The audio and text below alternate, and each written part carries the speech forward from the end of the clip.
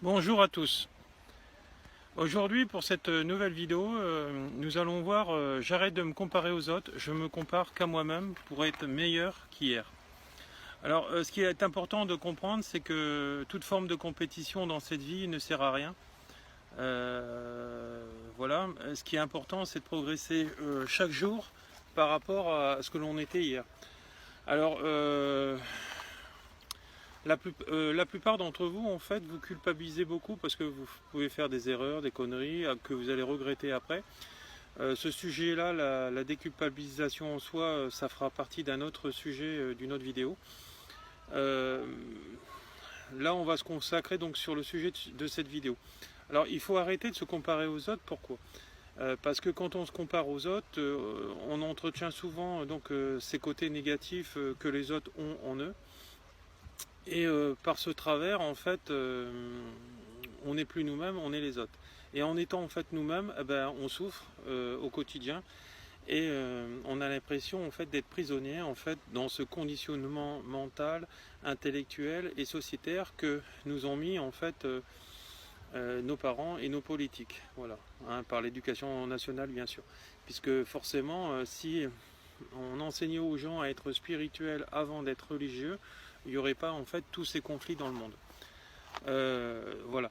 Donc la conscientisation, encore une fois, bien sûr, de cette non-comparaison et de cette non-compétition sociétaire, on le voit souvent en fait dans le monde de l'entreprise où on essaye d'être meilleur que les autres parce que on veut avoir de l'avancement. On veut être meilleur qu'être l'autre, on veut montrer son côté en fait intellectuel du paraître, hein, en fait. Voilà, là c'est dans le domaine professionnel, mais on peut très bien être dans un paraître aussi avec son mari et dire voilà, bah, tu vois, mon mari il est banquier et moi j'ai ce poste-là et j'ai arrivé à créer ça dans ma vie, j'ai une très belle maison et indirectement ça veut dire aussi que bah, toi par rapport à tout ça, t'as pas réussi ta vie. Hein, c'est de l'ego. Hein, ça on le voit souvent. Moi je l'ai vu notamment chez mes collègues, notamment une femme. Hein, euh, qui était là-dedans, mais qui voulait paraître en fait quelqu'un de bien, mais en fait c'était quelqu'un en souffrance, hein. Notamment son mari l'a trompée, ça elle refusait de le voir. Bon, moi j'étais déjà médium à l'époque, donc je lui ai dit, elle n'a pas voulu l'entendre, mais bon, quand on a une maison, quand on a X voitures, et ça, il y a des gens qui préfèrent pas l'entendre et qui préfèrent en fait le rejeter en eux et vivre avec. Alors, sachez qu'en fait tout est pardonnable, hein. Il faut commencer déjà par une acceptation, savoir dans quel couple vous voulez vous situer, soit la fidélité, soit être un couple libre ou un couple libertin. Et une fois que vous êtes mis en accord avec votre compagne ou votre compagnon, là vous êtes dans la vérité. Par rapport à ça, n'oubliez jamais que le mensonge vous rattrape toujours à un moment ou un autre. Donc arrive un moment où vous allez faire un faux pas, il y aura une erreur, quelque chose s'affichera sur votre téléphone, etc. Et donc de toute manière, vous serez toujours découvert, d'une manière ou d'une autre, hein, quelles que soient les protections que vous pourrez faire.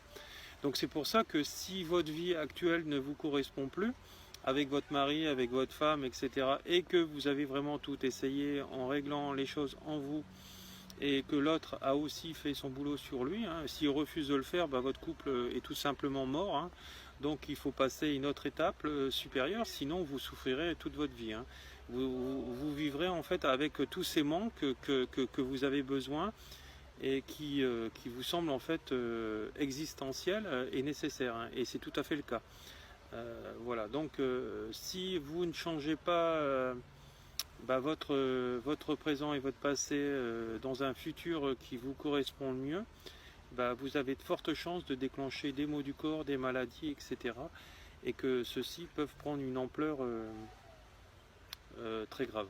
Donc voilà, donc mettez-vous en corrélation en fait avec les autres, avec vous-même, parlez, échangez.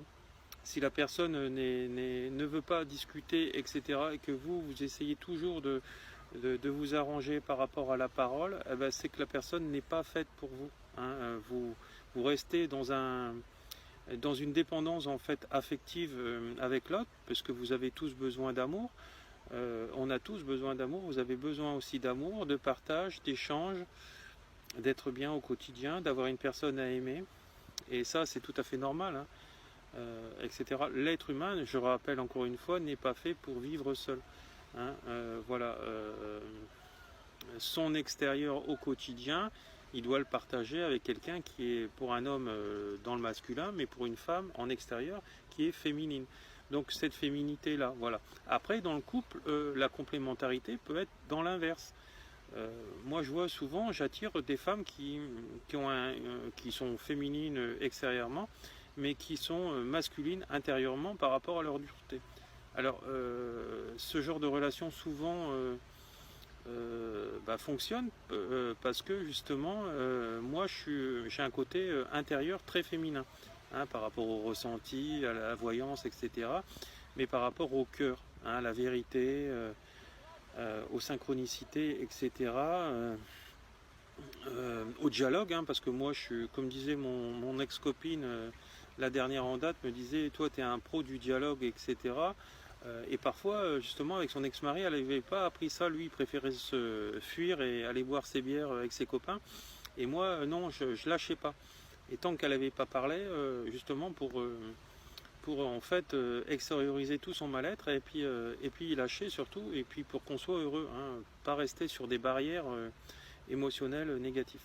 Donc voilà, donc c'est important, et à partir de ce moment-là, on fait tout avec le cœur. Alors c'est pour ça que tout ce qui vous inspire, vos passions, etc., il faut aller les matérialiser, hein, les vivre, etc., les nourrir au quotidien.